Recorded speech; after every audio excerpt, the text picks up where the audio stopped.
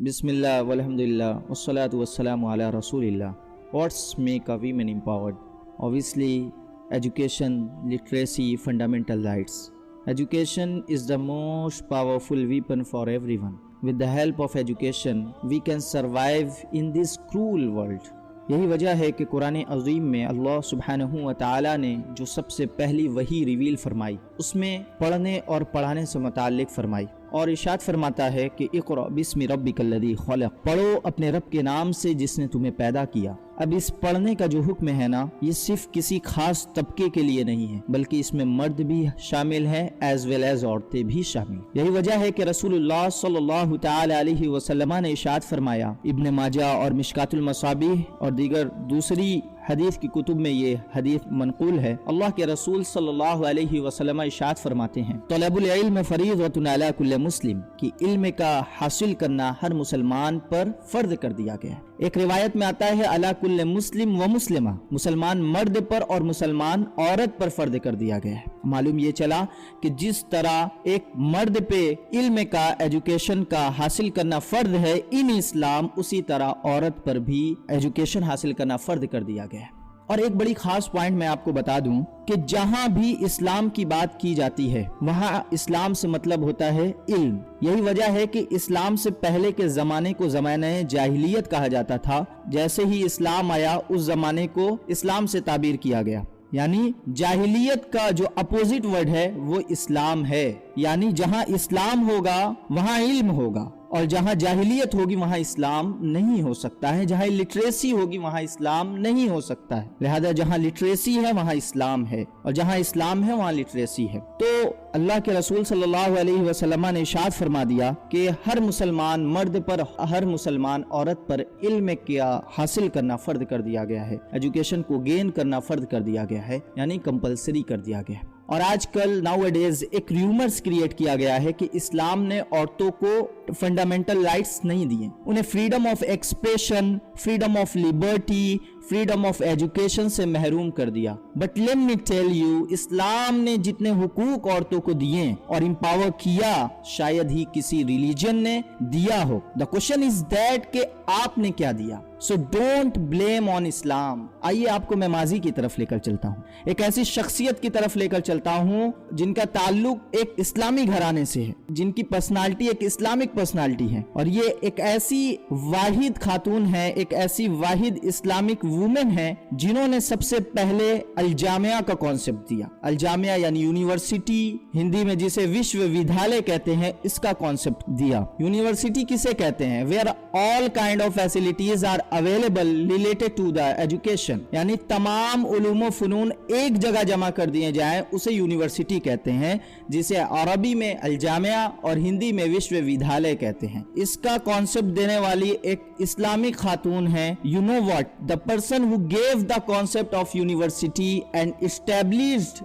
very first university in the world was a Muslim woman named Fatima al-Fihri. اگر میں use سے پوچھ لیتا کہ ورلڈ کی پہلی یونیورسٹی کون سی ہے تو کوئی ممکن ہے کہ آکسفورڈ کا نام لیتا، کوئی بلوگنا کا نام لیتا، کوئی کیمبرج کا نام لیتا۔ But for your kind information, سب سے پہلی اور پرانی یونیورسٹی جامعۃ القواریین ہے جو فاطمہ الفہری نے 859 میں قائم کی، اور وہ ایک ایسی نیک خاتون اور دیندار خاتون تھیں جنہوں نے جامعۃ القواریین اس یونیورسٹی کے لیے اور اس کی کامیابی کے لیے مسلسل روزے رکھے۔ سوچئے ایک ایسی اسلامی خاتون ہے جنہیں یہ شرف حاصل ہے پہلی یونیورسٹی کا، اور یہ تماچا تھا اور ہے ان لوگوں کے لیے اور ان عورتوں کے لیے جو یہ تاثر پیش کرتے ہیں کہ اسلام میں عورتوں کے حقوق کی پامالی کی جاتی ہے، ان پہ ناجائز باؤنڈیشن لگائے جاتے ہیں، اور تعلیم اور other professional sectors like business and jobs میں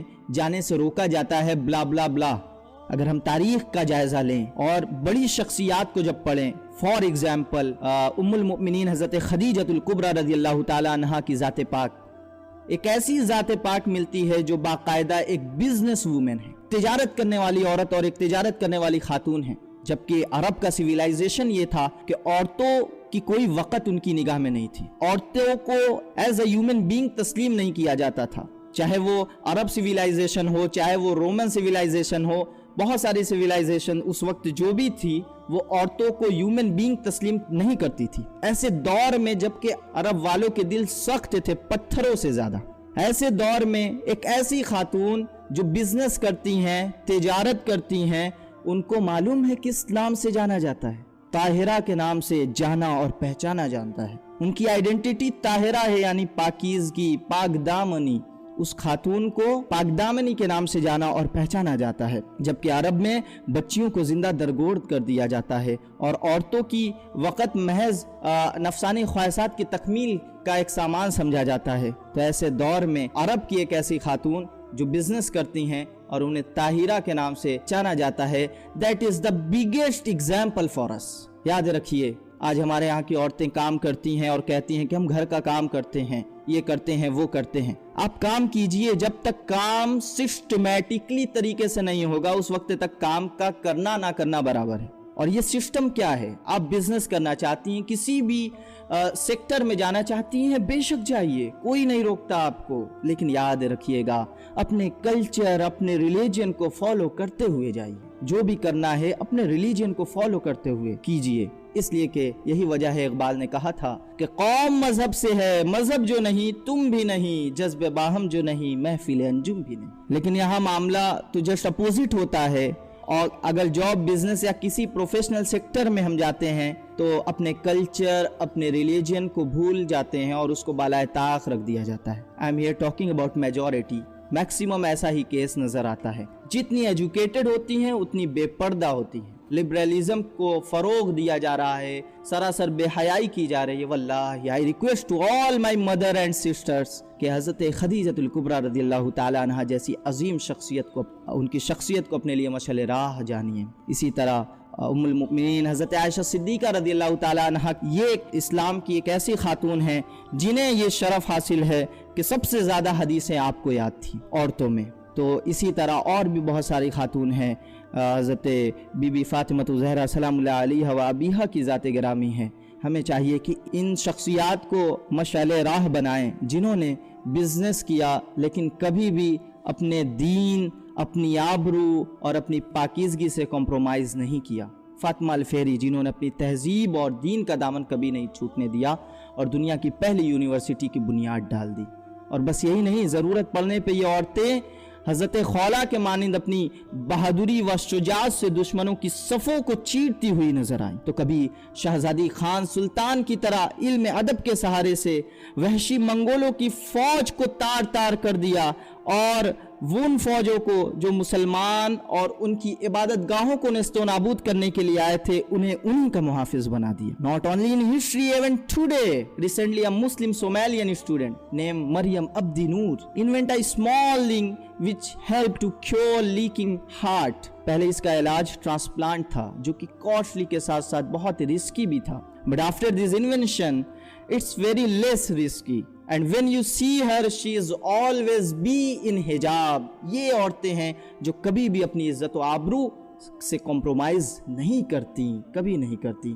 اس طرح ہزاروں مثال پیش کی جا سکتی ہے جن لوگوں نے کامیابی بھی حاصل کی ہے مگر اپنی عزت و آبرو، اپنے کلچر، اپنے دین سے کبھی سمجھوتا نہیں کیا. تو میری بہنوں اور میری مائیں، اگر آپ جو کچھ کرنا چاہتی ہیں کیجئے، بے شک کیجئے، لیکن کبھی بھی اپنے مذہب اور اپنے دین سے کمپرومائز نہ کیجئے گا. سو مائی مدر اینڈ سسٹر، آپ یہ اچھی طرح جان لیں کہ آپ کا دین، آپ کا مذہب کسی بھی طرح سے آپ کی کامیابی کے راستے میں کوئی رکاوٹ نہیں ڈالتا، بلکہ یہ آپ کو انکریج کرتا ہے کہ آپ دنیا کی عظیم ترین خاتون بنیں. قرآن کہتا ہے کنتم خیر امت اخرجت للناس تأمرون بالمعروف وتنہون عن المنکر وتؤمنون باللہ.